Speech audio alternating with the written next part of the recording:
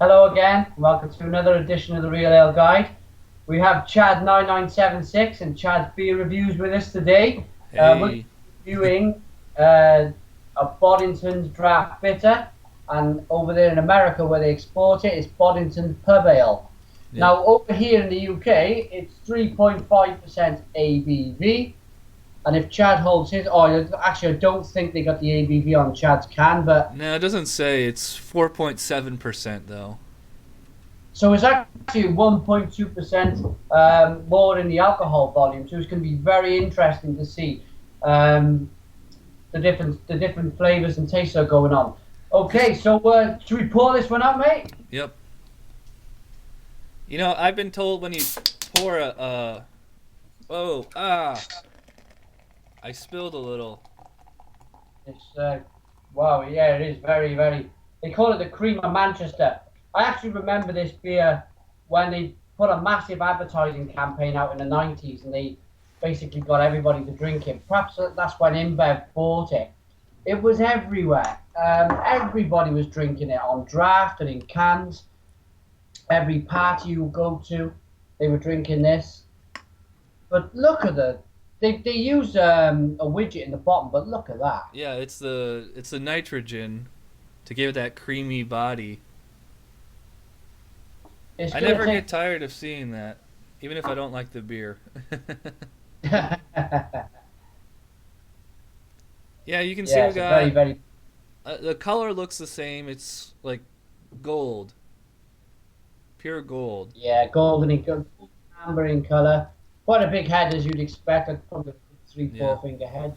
I really don't know what kind of aroma we're going to get out of this, so I'll give it a swirl. And oh, it's not actually. It's not too bad. I've drunk much stronger beers in the past and had less aromas, to be honest.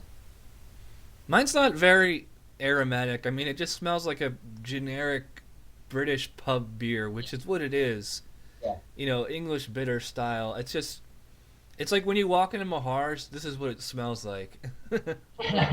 It's like a sweet malt. Yeah, yeah. Yeah, quite nice. Little sweet. So, ready to dive in here? Cheers, Chad. Cheers.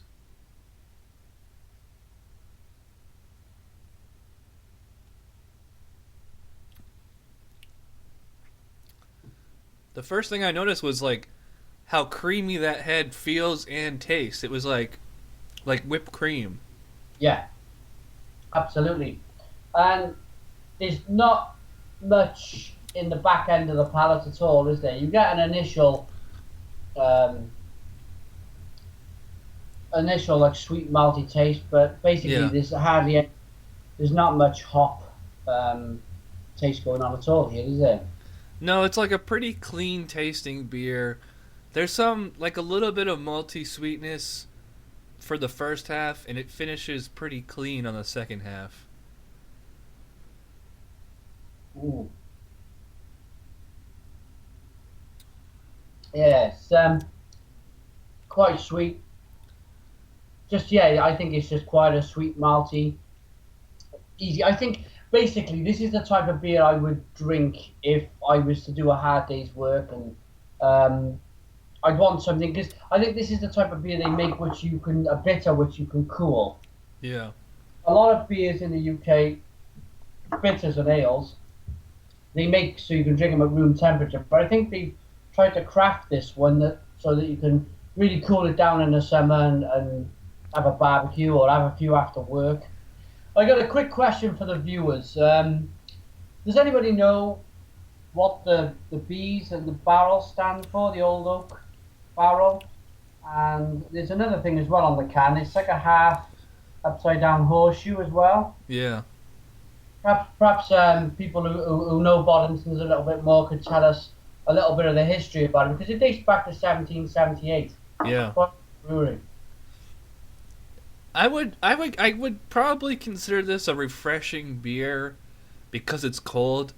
If you drank this at room temperature, I don't think it would be because it's so mild tasting. Like it's just Yeah. like if you're gonna drink at room temperature, you want like real flavor to taste. At right out of the fridge, it's pretty thirst quenching.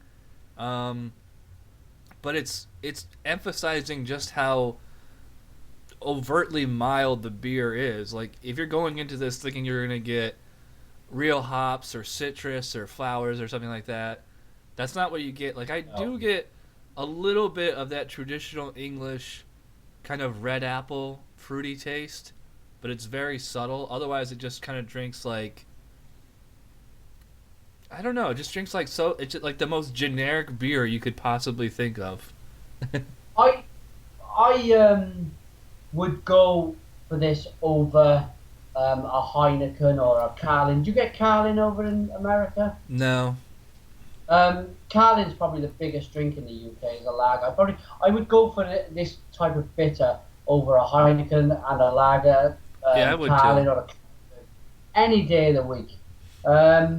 I think that's what they've done. They've given you the option to drink something which is mass produced, but a bitter instead of a lager. Even though we both have a very low ABV beer, yours is 3.5, mine's 4.7. Are you noticing the alcohol, or are you noticing that you don't notice it? I don't notice it at all. I notice it's very creamy, got that good sweet malt taste, but there's no alcohol at all on the 3.5%. And to be honest, if I'm a very honest person, I can't really handle too many beers. If Yeah. you notice that sometimes I do 2 reviews a night, Right. and you can probably notice when I've changed the t-shirt and done my second review that I'm quite, woof, the last beer was strong. I think I could probably drink 3 of these at 3.5% before feeling anything at all. Yeah, but would you get sick of it after 2 of them or so? Because for me, this is like a one and done beer. I could have one of these. I wouldn't. A lot of people say this is a great session beer, which it technically is, but Yeah, yeah. for me personally, I wouldn't session this because there's very little flavor. It's not that it tastes bad, it's just that it's like an extreme lack of goodness.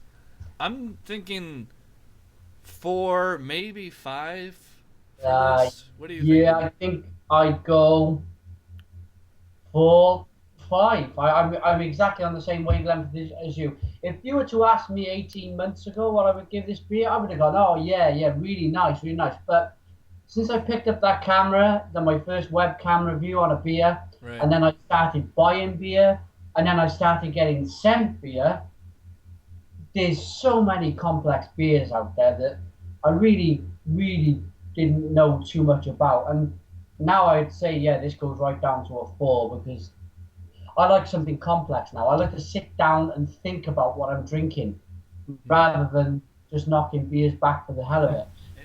Well, it sounds like we're in agreement on this one, so I'm saying 4 out of 10 for Boddington's Pub Ale. But I gotta stop you there, Chad. I gotta stop you there before you go. We always drink a pint on the Real Ale Guide, so let's knock these back. Final chug, as Jay would say. Ooh, fantastic. Thank you very much, Chad, for joining me on the Real Ale Guide. It's always a great pleasure to have you on. We've reviewed 3 or 4 beers now over Skype. Let the Skyping continue. If you have any suggestions, if you want myself and Chad review a beer, do you think the both of us it'll be a big challenge for us to review, or if you think we might have 2 different contrasting tastes, let us know in the comments box, and sure we'll try our best to get the 2 beers and review it. But thanks for watching. Cheers. Cheers. Bye.